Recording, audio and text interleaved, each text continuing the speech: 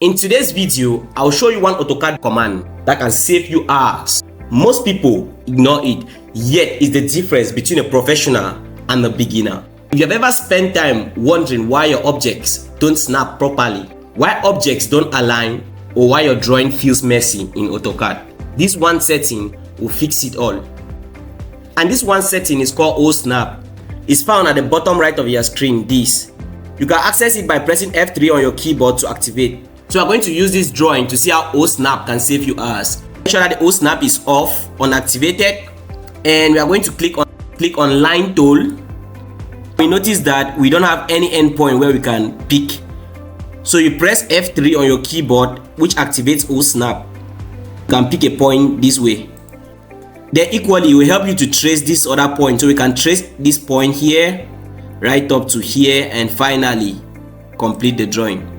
Without OSnap, this is how it's going to look like.